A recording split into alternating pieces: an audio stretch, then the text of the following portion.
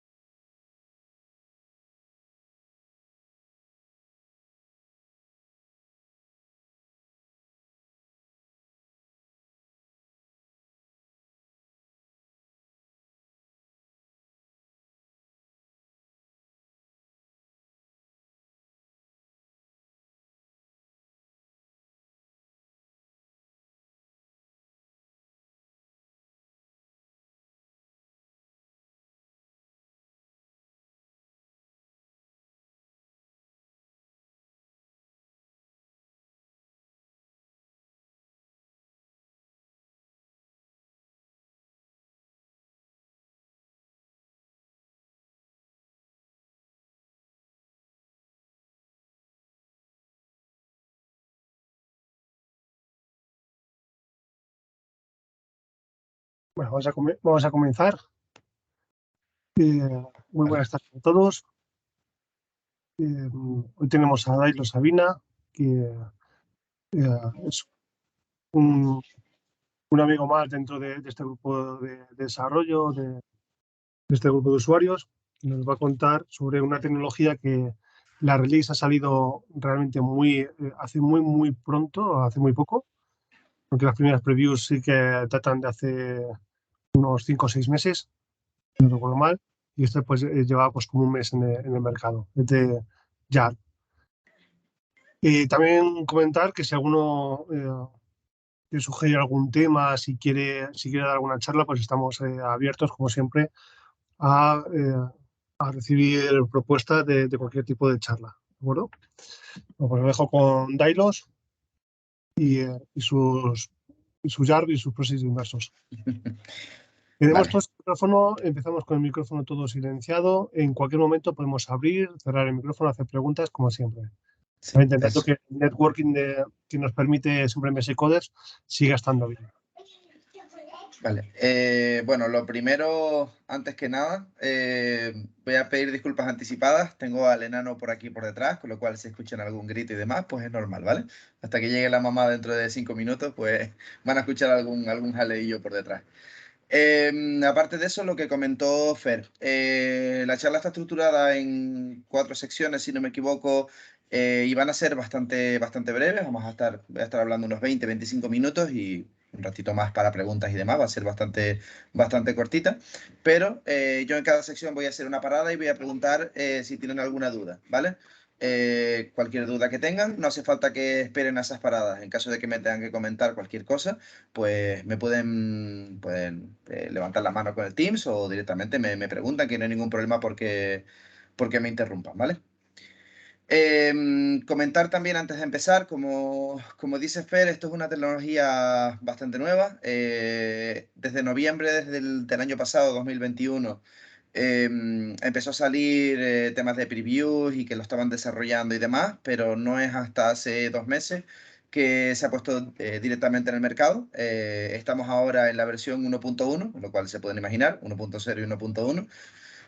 Y eso lo que implica es que hay muy poca información en Internet, hay muy poca información a la cual acceder, hay una documentación de Microsoft, pero hay muy pocos proyectos reales que ya estén utilizándolo realmente. Permítame un momento, por favor. Hay muy pocos proyectos que ahora mismo lo estén utilizando en la vida real. Y bueno, yo en caso, como les estaba comentando, en caso de que tengan alguna duda, es probable que de esto yo tenga una información y a lo mejor alguno de los que están aquí pues sabe más que yo. Cualquier cosa, que diga alguna burrada, alguna cosa que no les cuadre, pues me preguntan, me paran y que no hay ningún problema. Vale, vamos a empezar. Voy a compartir pantalla lo primero. Esta de aquí.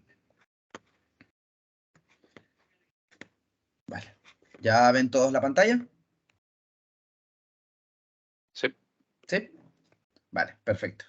Bueno, vamos a empezar. Como les estaba comentando, esta charla va a tener 4 partes diferenciadas. La primera es la que ya hemos hecho, esta breve introducción que hemos hecho entre Fer y yo. Vamos a ver unos conceptos previos, qué es un proxy, características y qué es un proxy inverso. Es probable que muchos de ustedes ya estén familiarizados con los conceptos y ya sepan lo que es un proxy y cómo se utiliza y tengan muchísimo conocimiento y muchísima práctica con esto. Pero bueno, para las personas que, como yo en este caso, no estemos tan familiarizados con el concepto, pues no viene mal un pequeño resumen. Intentaré en este caso ser lo más breve posible, pero bueno, una pequeña parte teórica al principio cortita para dar un poco de contexto. Después vamos a pasar directamente a lo que es la chicha de la charla, que es YARP. Estos conceptos previos pues ya vienen definidos precisamente por estos conceptos previos que les he dicho, uno es qué es un proxy inverso, es precisamente porque YARP de lo que se trata es de proxies inversos, de ahí que veamos esa pequeña parte teórica. Y como último les voy a enseñar una pequeña demo que tengo hecha sobre cómo funciona YARP y les voy a dar ciertas pautas para que puedan utilizar ustedes para hacer esa pequeña demo. La demo no lleva más allá de 5 o 10 minutos prepararla, con lo cual si alguno quiere hacerla, pues va a tener todas las herramientas para hacerla. Vale, vamos a empezar con los conceptos previos. Como saben todos, un proxy normalmente es un equipo informático que intercepta conexiones entre un cliente y un servidor. Normalmente, de lo que se trata el proxy es actuar de intermediario. Nosotros utilizamos normalmente los proxies para liberar de carga y liberar de responsabilidad a la aplicación cliente y que normalmente no tengamos que hacer todo en nuestro servidor local, ¿vale? El más popular es el proxy web, el que conocemos todos, pero también, como les acabo de comentar, como actúa de intermediario, pues puede ser perfectamente un proxy de FTP. Como también sabrán, imagino, proxy es un patrón de diseño. De hecho, es el patrón de diseño más fácil y más sencillo de aprender, porque básicamente la teoría del patrón de diseño es la misma que el concepto de proxy en sí. Como pueden ver en la pequeña imagen que tengo debajo, tenemos la aplicación del cliente, como les acabo de comentar, el proxy actúa de intermediario y tenemos el servidor remoto al cual queremos acceder. La importancia de esta pequeña imagen que les pongo aquí es la situación donde está puesto el proxy, porque fundamentalmente esa va a ser la diferencia con el proxy inverso. El proxy puede ser local, nosotros lo podemos meter dentro de la propia red interna de la aplicación del cliente, ¿vale? En el mismo sitio donde tenemos la aplicación que hace la petición. Pero también puede estar externo a esta red interna de la que les hablo.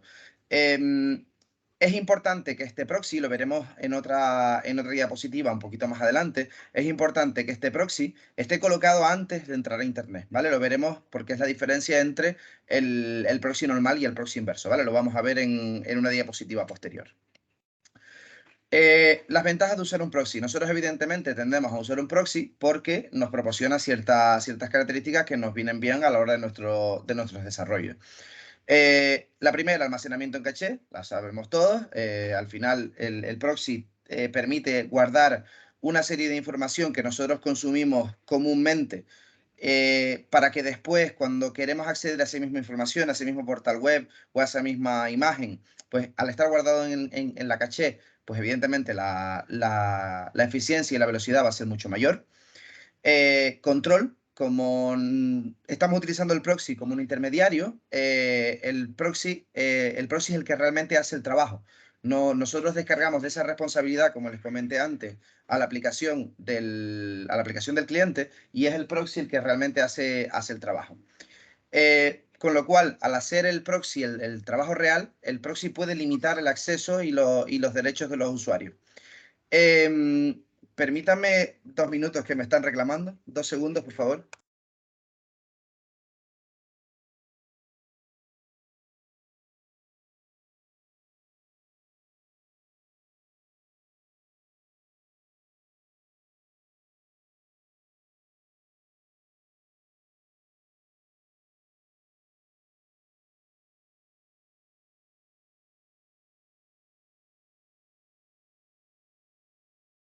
Perdón, ya estoy de vuelta.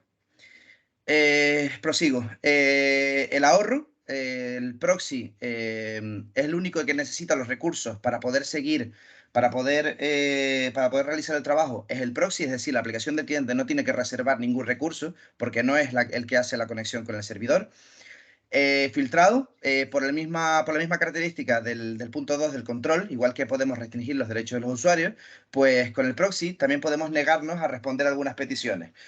Podemos hacer la típica lista blanca y lista negra para saber a dónde podemos acceder o los permisos que tienen los usuarios para acceder a según qué ciertos sitios. Y por último, el anonimato. Evidentemente, pues como el proxy es el que se conecta directamente a la aplicación del servidor, nuestra IP permanece oculta a ojos del servidor al que se conecta. Vale. Vamos a seguir. Un proxy inverso, aunque el nombre dé a entender que es lo contrario a un proxy normal, realmente no es así. Realmente, como les comenté antes, la diferencia es dónde se sitúa el proxy. El proxy inverso, en este caso, se sitúa delante de los servidores web y reenvía las solicitudes de los clientes a esos servidores web. Si se fijan en la imagen que tenemos debajo, ejemplifica lo que les estoy comentando. El cliente, el proxy invertido y el servidor interno. La única diferencia o la diferencia principal entre uno y otro es realmente dónde se conecta. Y eso lo vamos a ver en la siguiente diapositiva.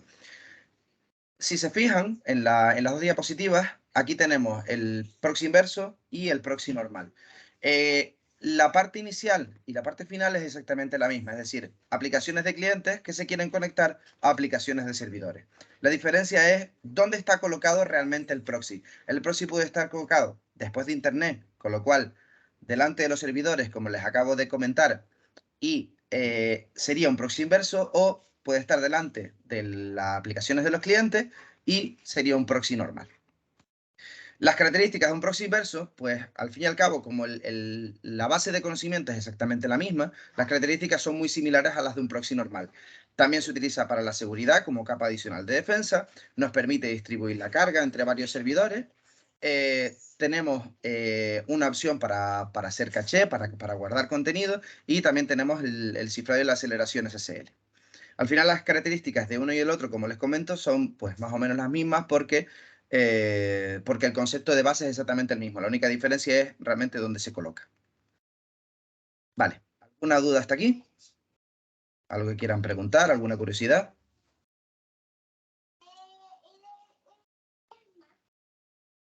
¿Nada? No. Vale, perfecto. Pues nada, vamos a entrar en la parte importante. Como les dije, en la parte teórica pues intenté ir lo más rápido posible porque la parte más tediosa. Vamos a entrar en la parte de chicha, en la parte importante. Como les comenté, YARP es un proxy inverso. Las siglas son un acrónimo, evidentemente, y significan Yet Another Reverse Proxy, lo cual significa, básicamente es una broma de los desarrolladores, que lo que querían decir es, sí, esto es otro proxy inverso, haciendo alusión a la cantidad de proxies inversos que tenemos ahora mismo en el mercado. YARP está construido sobre .NET. Y la función principal de YARP es que todo lo que se haga sea a través de configuración. Intentamos evitar a través de YARP tener que acudir a scripts o a reconstruir la biblioteca desde el código fuente. Intentamos tocar el código lo menos posible. Todas las cosas que se puedan hacer desde la configuración, los desarrolladores intentaron meter todas esas opciones dentro de la configuración. Como comenté al principio, surgió en noviembre de 2021, pero realmente no estuvo hasta en el mercado hasta hace 2 meses. Y solo existen pues dos versiones funcionales, la 1.0 y la 1.1. Esto, a la hora de utilizarlo, pues evidentemente, como es lógico, pues nos genera una serie de problemas. Y es que a la hora de encontrar información, proyectos reales y demás donde se utilice, pues es bastante complicado. Pero sin embargo, como está enfocado directamente a la configuración, pues ya verán en el resto de la presentación que es bastante fácil de utilizar y bastante fácil de implementar en nuestros desarrollos. Como les he dicho, YARP se basa, el 90% de YARP es configuración. Ya verán después en el pequeño ejemplo que preparé que realmente en la parte de código solo hay que tocar 2 o 3 cositas, ¿vale? Para que funcione. Con lo cual, pues quería enseñarles un poco por encima en qué se basa el fichero de configuración de YARP. Normalmente, como saben, si desarrollamos un proyecto web en .NET, pues vamos a tener que ir a la configuración, al típico appsettings.json, ¿vale? Entonces, esta información, en la demo que yo les preparé, pues la he metido dentro de ese appsettings.json. Como pueden ver en este pequeño código que hay aquí, la configuración de YARP tiene dos partes bien diferenciadas, la parte de las rutas y la parte de los clusters. En la parte de las rutas, a ver, voy a intentar dar un poco de contexto. Nosotros, YARP, como han visto a través del proxy, lo que vamos a utilizarlo es como intermediario para redirigir, en este caso, el tráfico de red. Entonces, normalmente en las rutas, lo que se intenta almacenar es qué rutas tenemos que recoger en el servidor, a qué rutas puede estar llamando a la aplicación del cliente que tenemos que recoger, o en las que tenemos que estar escuchando, mejor dicho. Si se fijan, dentro de la parte de las rutas, tenemos una serie de datos, tenemos cómo se relaciona con el clúster, que lo veremos más adelante, pero tenemos un campo que se llama path, que aquí, por ejemplo, en este pequeño ejemplo que puse aquí, es un cachol, básicamente coge todas las rutas, pero básicamente es si nosotros estamos esperando en el servidor a que llamen a una ruta determinada, pues esas son las rutas que vamos a tener que meter aquí. Aquí he puesto un cachol, pero aquí podríamos poner pues rutas más específicas, como verán en una diapositiva posterior, como por ejemplo something o no sé, cualquier ruta que se les ocurra, pues la podemos recoger aquí. Y después tenemos la sección de los clusters. Evidentemente, como les acabo de decir, como la parte de YARP es redirigir ese tráfico de red, nosotros los clusters es donde vamos a poner la información de a dónde tenemos que redirigir. En este caso, en este pequeño ejemplo, solo he puesto una dirección, pero nosotros podríamos hacer una redirección a varias direcciones diferentes. Esto también lo vamos a ver en un ejemplo posterior. Vamos a dar un poco más información acerca de las rutas. Como han visto en este pequeño ficherito, tenemos una serie de campos que hay mandatorios, que hay obligatorios. Este root one es básicamente el root ID, un ID para la ruta. Tiene que ser unívoco, es decir, dentro de ese fichero de configuración solo puede existir una ruta con un nombre determinado. Si queremos establecer más rutas, tenemos que ponerles nombres diferentes a cada una de ellas. Después, obligatorio, también tenemos un cluster ID. Tenemos que relacionar, evidentemente, como nosotros lo que queremos es hacer una redirección del tráfico de red, nosotros tenemos que relacionar dónde queremos coger la ruta y a dónde la tenemos que redirigir. Entonces, para eso este clúster. Vamos a relacionar cada una de las rutas con con al menos uno de los clústeres.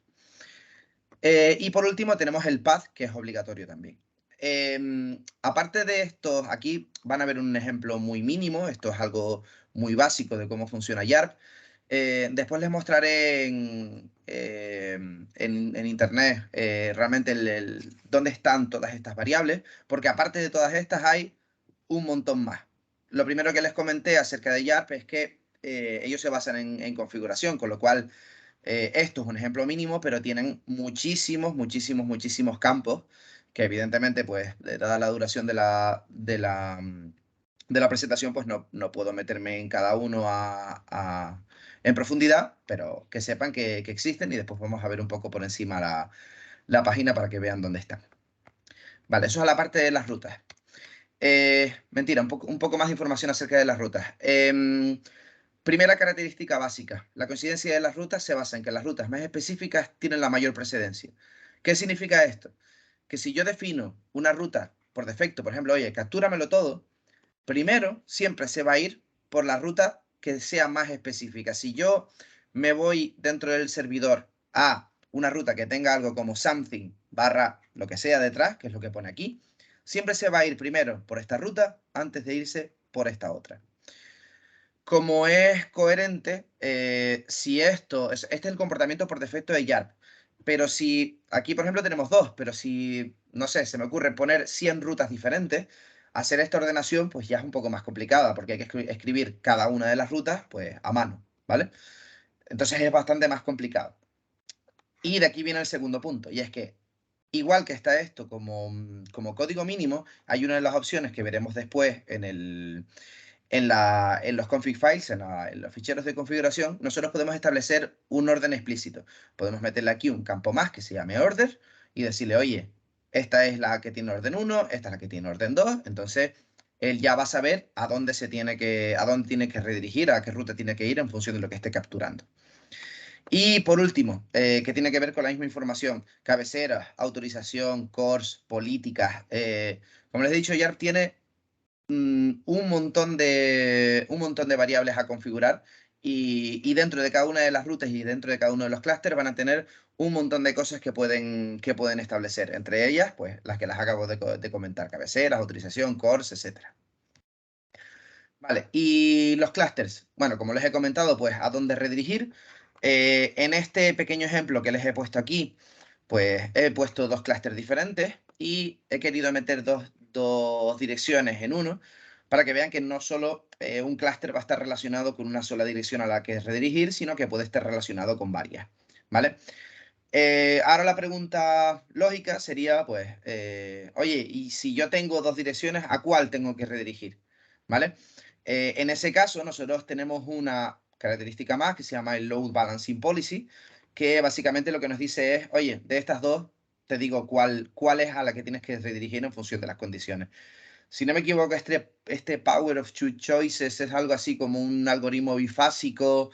No tengo claro si es random o no, pero bueno, este algoritmo es el que decide a cuál se tiene que redirigir. Pero después, por ejemplo, tenemos otras opciones como random, round robin, tenemos un list search, que entiendo que será algo así como una cola FIFO, y hay un montón de opciones que podemos configurar para saber a cuál redirigir.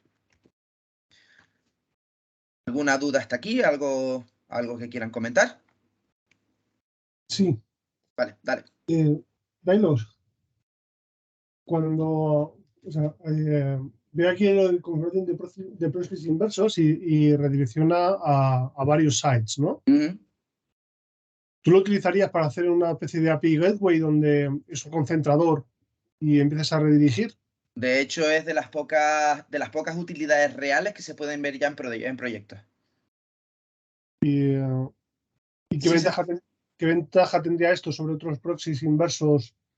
Internet Information o... Vale, a ver, en ese caso, la ventaja que te proporciona YARP, ya primero, lo que he comentado de la parte de configuración, que no es lo mismo hacerlo aquí en la parte de configuración que en la parte de código, evidentemente, pues a nivel de lo que tienes que aprender y lo que tienes que saber, pues creo o considero yo personalmente que es mejor tirar directamente por la configuración. Y lo segundo es la forma en la que se empaqueta. YARP, a diferencia de otros proxies que se suministran como un ejecutable que se puede extender, en este caso, pues el WCF, en este caso que estabas comentando, YARP lo que te hace es que te invierte el modelo. Tú creas el proxy utilizando una plantilla que llama YARP y esto hace que sea mucho más fácil añadir tu propia configuración y características a YARP. ¿sabes? Con lo cual se podría extender al margen de lo que ya te proporcionas ellos. La principal diferencia, al fin y al cabo, como resumen, es que cómo se construye y se empaqueta. Porque YARP al final se empaqueta como una librería. Con lo cual, al final, pues es una mejora con respecto a los otros. De acuerdo. ¿Alguna pregunta más, chicos? Sí, la configuración de clusters y de rutas se puede cambiar dinámicamente una vez está en ejecución. No, por lo menos lo que yo he probado hasta ahora no. Tienes que tirar el proceso abajo y volver a lanzarlo. Desconozco la verdad si ellos tienen alguna intención de cambiarlo. La verdad es que no lo sé. Ahora mismo sí te puedo asegurar que no. Ok, gracias.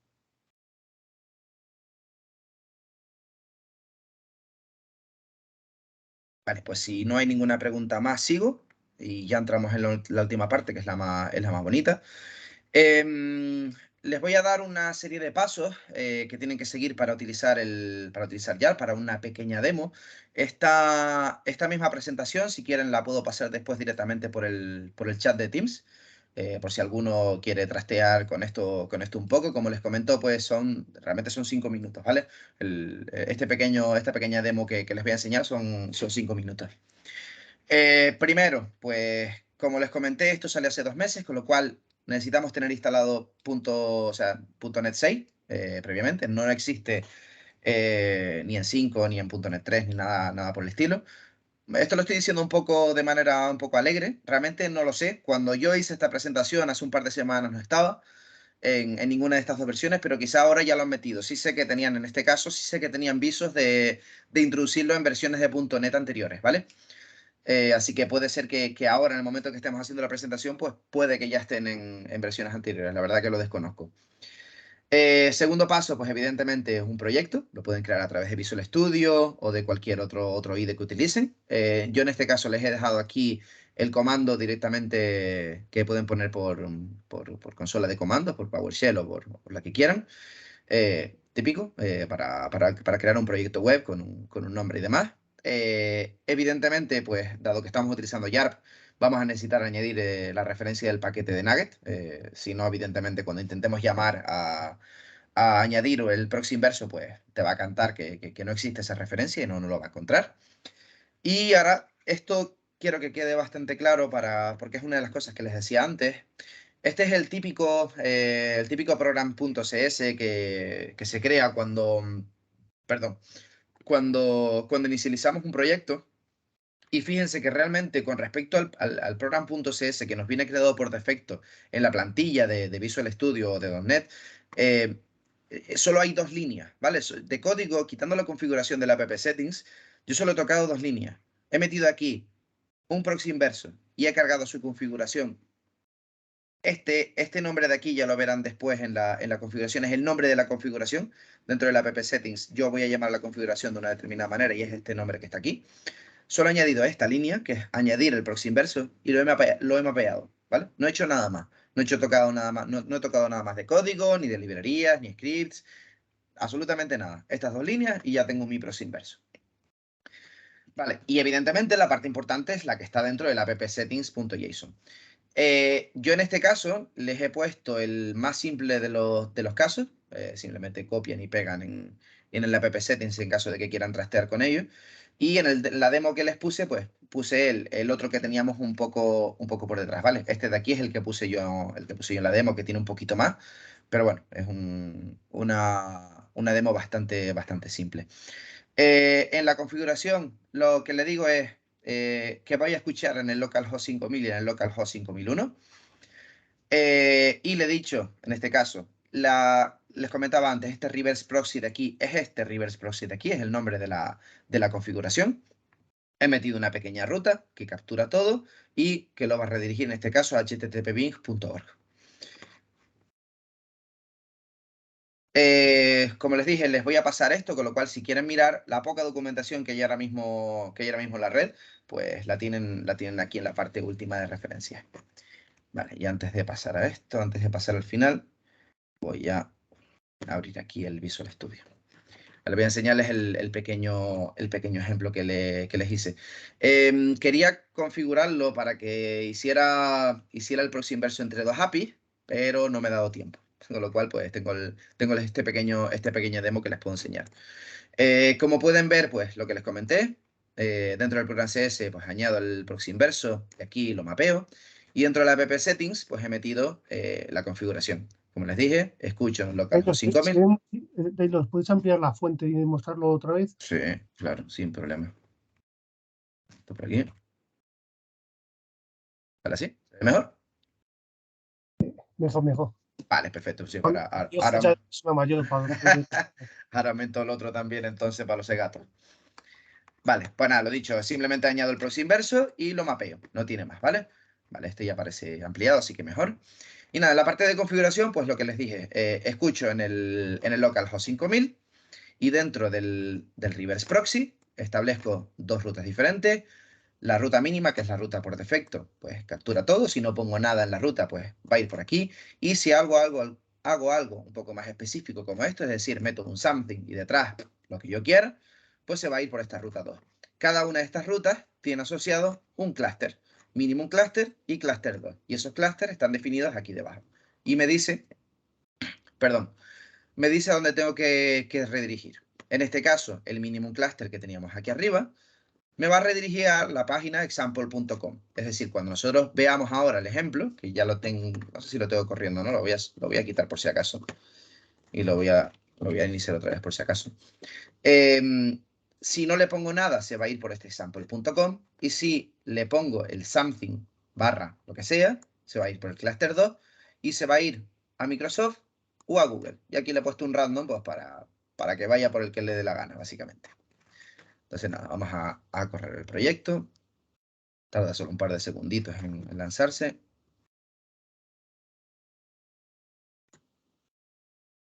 Vale. Entonces, aquí ya están las pruebas que estaba haciendo antes. Entonces, si yo vengo a localhost sin poner nada, no especifico nada, pues dijimos que tenía que irse a example.com. Con lo cual, aquí pueden ver la dirección que está asociada a example.com.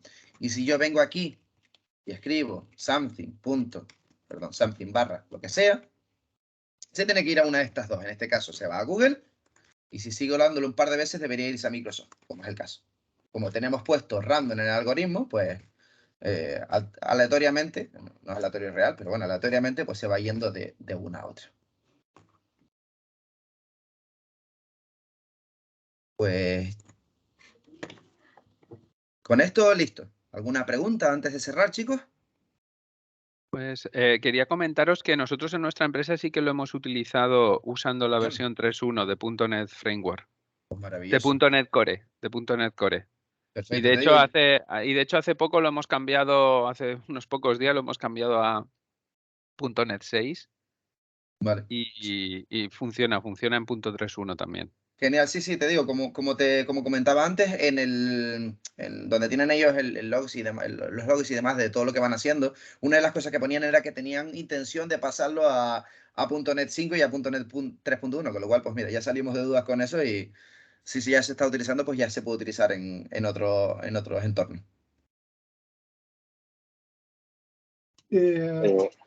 Disculpa, una pregunta. Si tú cargas la configuración desde el programa, ¿no puedes cambiarle la configuración en caliente? Ahora mismo, como yo probé, no se podía. Desconozco si te digo, a ver, esto está yendo bastante rápido. Entonces, quizá ahora se pueda. Cuando yo lo probé, no la cogía en caliente. Alguien ha dicho por ahí que ya lo estaban utilizando en 3.5. ¿En dónde lo estáis hosteando? ¿En un IIS o en contenedores? En un contenedor. O sea, ¿lo usáis de proxy dentro de un clúster de...? Sí, es un servicio propio nuestro en SPNet Core y lo hosteamos. Como es un paquete de Nugget, podemos reutilizarlo. O sea, el proceso no es como ha dicho, perdona, Dailos, Sí. no es un proceso que tienes que arrancarlo y eso es muy flexible porque lo puedes meter dentro de tu proceso donde quieras. En otro proceso lo puedes hostear tú en otro proceso donde tú quieras. Y eso te da mucha flexibilidad.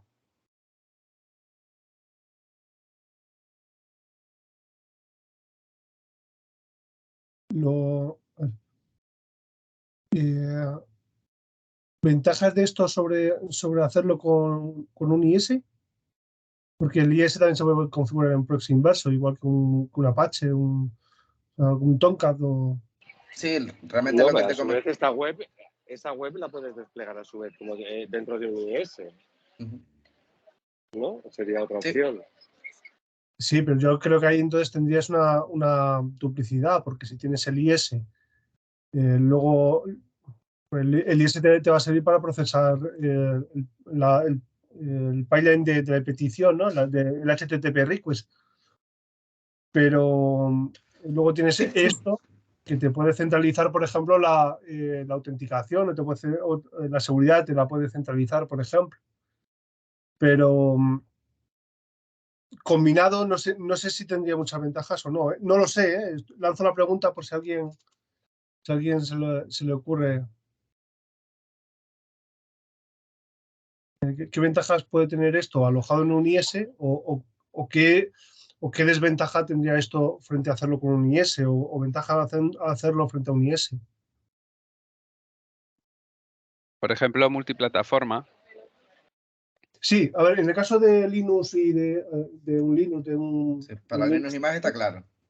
está claro, o sea, Apache lo puedo configurar en proxy inverso, pero realmente me está ofreciendo poco. Sin embargo, esto pues me libero de tener que configurar un Apache, que además ya sabemos que bueno, no es tan sencillo a veces como pareciera, ¿no?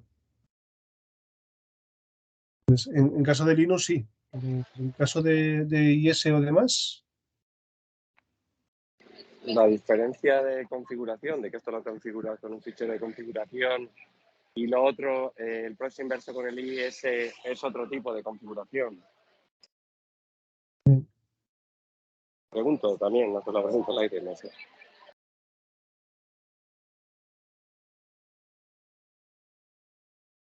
o sea, lo que sí que veo claro es que o sea, el tener que parar el punto de aplicaciones cuando se hace cambios en el config es por la forma que tiene de cargar los config, ¿no?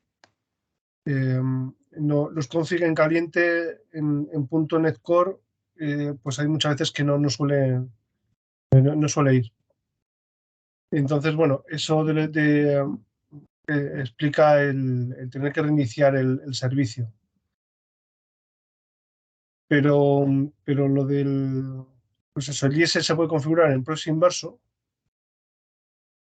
pero no sé si es solamente el proxy inverso hacia una URL, no como API Gateway como hace esto.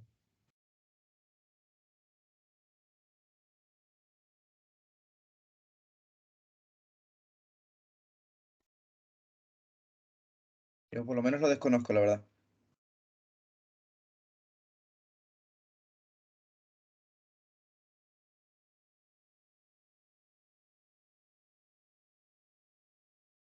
¿Hay más preguntas?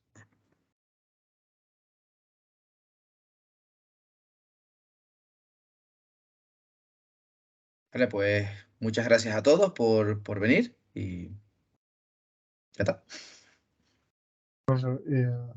Muchas gracias, Dailos, ¿No? porque es un tema novedoso, es un tema que pues, muy interesante. Y a mí me ha aclarado bastantes cosas. Entonces, a mí particularmente la verdad es que me ha venido muy bien. Y animar a la gente que si tiene algún tema, si quiere compartir algo, porque al final estos grupos pues, se trata de eso, ¿no? De compartir el conocimiento que se va adquiriendo, ¿no? Y si alguno quiere compartir algo, pues estamos encantados de recibir la propuesta y planificarlo dentro de las sesiones.